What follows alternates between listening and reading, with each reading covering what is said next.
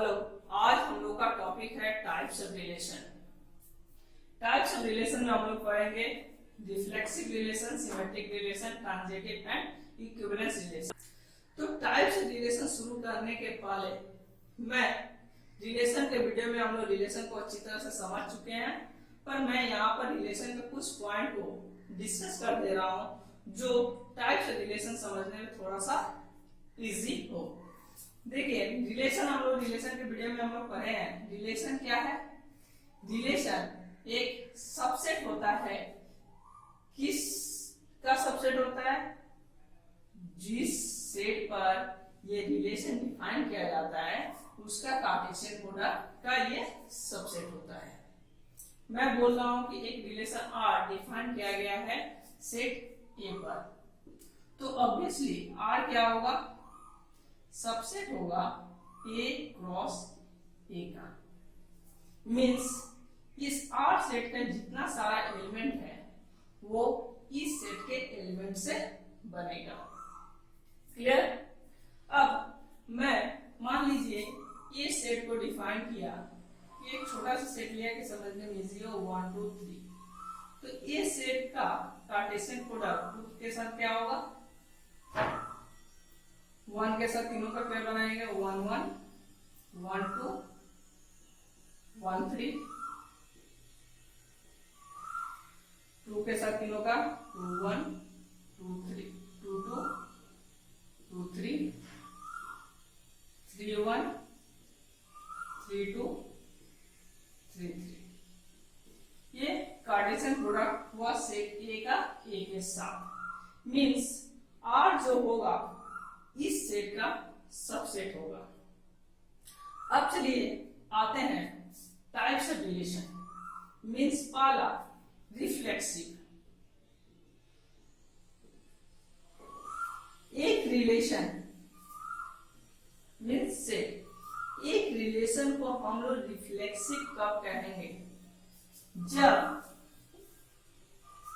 जिस सेट पर relation define किया गया है उसका सारा एलिमेंट, एवरी एलिमेंट अगर अपने आप के साथ रिलेशन बनाए तो मैं बोलूंगा वो रिलेशन क्या है? रिफ्लेक्सिव है। मींस ये सेट का सारा एलिमेंट अगर रिलेशन ए सेट पर डिफाइन किया गया है तो ए सेट का सारा एलिमेंट रिलेशन में पार्टिसिपेट करना चाहिए और वो अपने आप के साथ रिलेशन बनाना जरूरी है। अगर मैं बोल रहा हूं कि रिलेशन R, एक रिलेशन में R डिफाइन कर रहा हूं, इस सेट पर मैं बनाने जा रहा हूं, तो इस रिलेशन को रिफ्लेक्सिव होने के लिए इस सेट का सारा एलिमेंट 1 2 3 इस रिलेशन में पार्टिसिपेट करना जरूरी है और अपने आप के साथ रिलेशन बनाना जरूरी है। मतलब 1 1 के साथ रिलेशन बनाएगा, 2 2 के साथ रिलेशन बनाएगा, 3 3 के साथ रिलेशन बनाना जरूरी है। तो अगर ये सेट बोला जाए तो ये सेट को मैं बोलूंगा क्या है? ये एक रिफ्लेक्सिव रिलेशन है। अब देखिए, इसके बाद कोई एलिमेंट रहे या न रहे, इस रिलेशन को रिफ्लेक्सिव होने के लिए सिर्फ 3 एलिमेंट का होना जरूरी है। इसके बाद एलिमेंट रहे या ना रहे, उससे रिफ्लेक्सिव पर कोई इफेक्ट नहीं पड़ने वाला। क्लियर? मींस अगर रिफ्लेक्सिव होना है किसी रिलेशन को तो रिलेशन जिस सेट को बनाया गया है उसका सारा एलिमेंट अपने आप के साथ रिलेशन बनाया हुआ है, तो उस रिलेशन को मैं क्या बोलूंगा? Reflexive relation. देखिए, इस सेट का सारा एलिमेंट 1 1 के साथ रिलेशन बनाया है, 2 2 के साथ रिलेशन बनाया है, 3 3 के साथ रिलेशन बनाया है। अब मैं इसमें एक और एलिमेंट ऐड कर दिया 2 3। अब ये क्या रिफ्लेक्सिव है? जी हाँ, ये रिफ्लेक्सिव है, क्योंकि रिफ्लेक्सिव का कंडीशन ही तो है कि उस सेट का, ये सेट का सारा एलिमेंट अपने आप के साथ रिलेशन बनाया हुआ है। देखिए, ये सब अपने आप के साथ रिलेशन बनाया, इस सेट का तीनों एलिमेंट अपने आप के साथ रिलेशन बनाया, उसके बाद एलिमेंट और रहे या ना रहे उससे कोई फर्क नहीं पड़ता। अब मैं इस एलिमेंट को मैं मिटा दिया, अब मैं बोला कि ये क्या है, रिफ्लेक्सिव रिलेशन है, जी नहीं। यहां पर इस सेट का तीनों एलिमेंट अपने आप के साथ रिलेशन नहीं बनाया, 1 1 के साथ बनाया, 2 2, पर थर्ड एलिमेंट अपने आप के साथ रिलेशन नहीं बनाया, तो ये रिफ्लेक्सिव नहीं है। मैं इसके साथ 3 और 1 लिख दिया, ये क्या रिफ्लेक्सिव है, जी नहीं, ये भी रिफ्लेक्सिव नहीं है। इस सेट का तीनों एलिमेंट तो रिलेशन बनाया है, 1 भी बनाया है, 2 भी बनाया है, 3 भी बनाया है, पर 1 1 के साथ बनाया है, 2 2 के साथ बनाया है, 3 क्या 3 के साथ बनाया है, अपने आप के साथ रिलेशन बनाया है, 3 अपने आप के साथ रिलेशन नहीं बनाया है, तो ये भी रिफ्लेक्सिव नहीं है। क्लियर हुआ? अब मान लीजिए मैं इस सेट को मैं मान कर चल रहा हूं कि ये क्या है, एक रिलेशन में ऐसा बनाया कि जिसमें ये सारा एलिमेंट आया, तो अगर हम लोग जानते हैं R क्या होगा, subset of A cross A, तो हम लोग ये भी जानते हैं कि every set is subset of itself, subset अपने आप का सबसेट होता है, तो ये R भी एक रिलेशन हो सकता है। मैं मान के चला ये रिलेशन, ये बोलिए तो रिफ्लेक्सिव है, जी हाँ ये रिफ्लेक्सिव है। देखिए 1 1 है, 2 2 है, 3 3, इससे के सारा एलिमेंट अपने आप के साथ रिलेशन बनाए हुए हैं, तो ये रिलेशन क्या हुआ, रिफ्लेक्सिव हुआ। अगर इसमें मैं ये एलिमेंट 3 2 हटा दिया, ये रिफ्लेक्सिव रहा, जी हाँ ये रिफ्लेक्सिव ही है, क्योंकि मुझे ये तीनों एलिमेंट इस सेट में होना चाहिए, इसके बाद कोई एलिमेंट रहे या ना रहे उससे मुझे कोई फर्क नहीं पड़ने वाला, तो वो भी रिफ्लेक्सिव था। अगर मैं ये एलिमेंट हटा दिया इस सेट से, ये रिफ्लेक्सिव रहा, जी नहीं ये रिफ्लेक्सिव नहीं रहा, क्योंकि इस सेट का जो सेकेंड एलिमेंट है ये अपने आप के साथ रिलेशन नहीं बनाया हुआ है, अदर के साथ बनाया हुआ है पर अपने आप के साथ रिलेशन नहीं बनाया हुआ है, तो ये रिफ्लेक्सिव नहीं है। क्लियर? रिफ्लेक्सिव मुझे समझ में आ गया। अब चलते हैं सिमेट्रिक। ठीक है, सिमेट्रिक रिलेशन क्या बोला है कि अगर R में कोई एक एलिमेंट रहे A1 A2, ये एक एलिमेंट अगर R सेट में है, अगर ये एलिमेंट R सेट में है, तो इस रिलेशन को सिमेट्रिक होने के लिए ये जरूरी है कि इसमें रिवर्स ऑर्डर का भी एलिमेंट इसी में होना चाहिए, तभी मैं इस रिलेशन को सिमेट्रिक कहूंगा। A1 A2 belongs to R का मतलब है इसका रिवर्स कर दे, A2 A1 R में अगर है तभी मैं इस रिलेशन को सिमेट्रिक कहूंगा।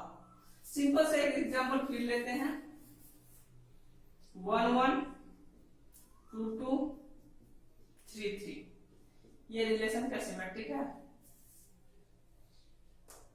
जी हाँ सिमेट्रिक है। देखिए 1 1 का रिवर्स करने से 1 1 ही आएगा, तो वो इसी सेट में है।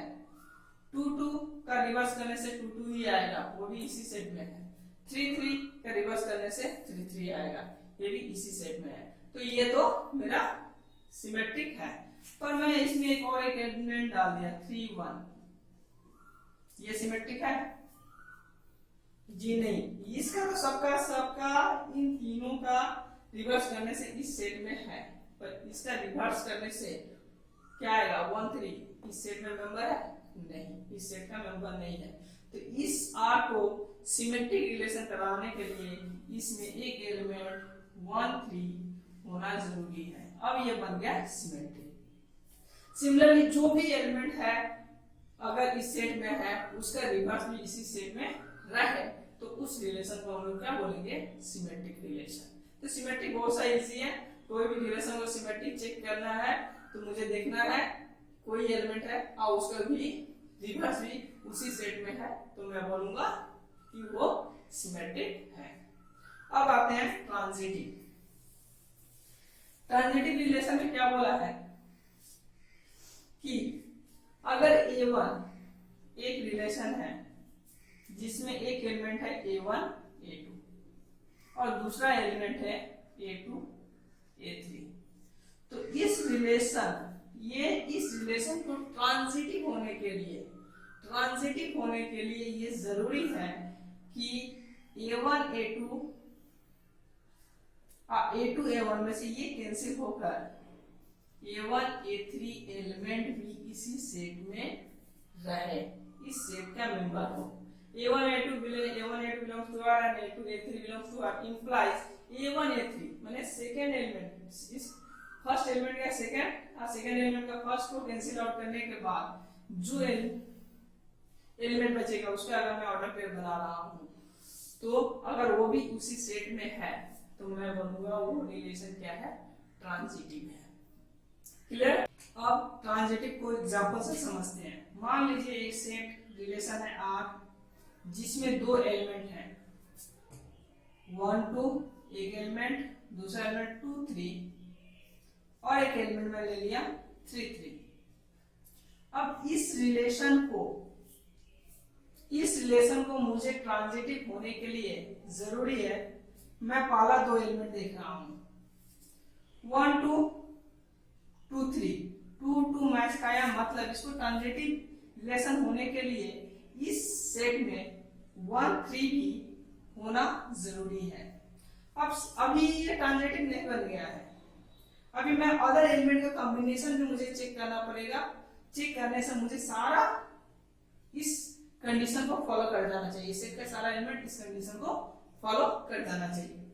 अब देखिए इसको चेक हम लोग कैसे करते हैं, पहले 1 फर्स्ट पोजीशन पर चेक कर लीजिए, 1 को फर्स्ट पोजीशन पर रखिए और सेकंड पोजीशन को 1 को खोजिए, कहीं पर नहीं है तो 1 का काम कंप्लीट। फिर 2 पर आइए, 2 फर्स्ट पोजीशन पर रखें, आप 2 को सेकंड पोजीशन पर देखें, 2 को सेकंड पोजीशन पर यहाँ पर मुझे दिखा तो 1 3 तो ऑलरेडी मैं लिख चुका हूँ, ठीक है।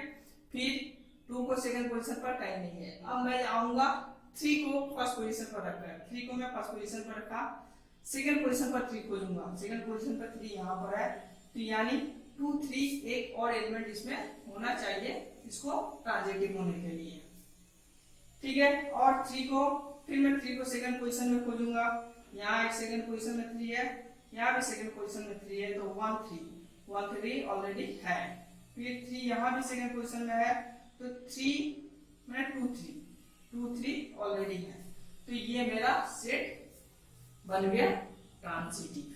तो ये सेट हो गया ट्रांजिटिव जो इस कंडीशन को सेटिस्फाई कर रहा है। मतलब सिंपल सा, किसी भी रिलेशन को ट्रांजिटिव होने के लिए उसका अगर दो एलिमेंट रिलेशन में है और उसका सेकेंड एलिमेंट और इसका फर्स्ट एलिमेंट दोनों मैच खा रहा है तो ये और ये का ऑर्डर पेयर में रखने से एक एलिमेंट उस सेट में होना जरूरी है, तभी वो रिलेशन को मैं ट्रांजिटिव बोलूंगा।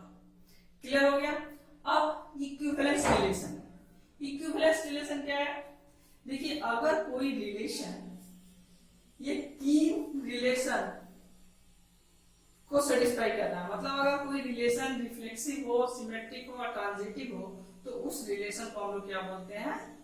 Equivalence relation. या कोई रिलेशन इन तीन कंडीशन को सेटिस्फाई करता हो तो उसे हम लोग क्या बोलेंगे? Equivalence relation. क्लियर हो गया? अच्छा, अगर इस टॉपिक से रिलेटेड आप लोगों का कोई भी क्वेरी हो तो आप लोग मुझे कमेंट सेक्शन में कमेंट करके पूछ सकते हैं। नेक्स्ट वीडियो में मैं इस टॉपिक से रिलेटेड कुछ प्रॉब्लम करवाऊंगा जिससे अगर आप लोगों को कोई कंफ्यूजन भी हो तो वो टोटली क्लियर हो जाए। Thank you.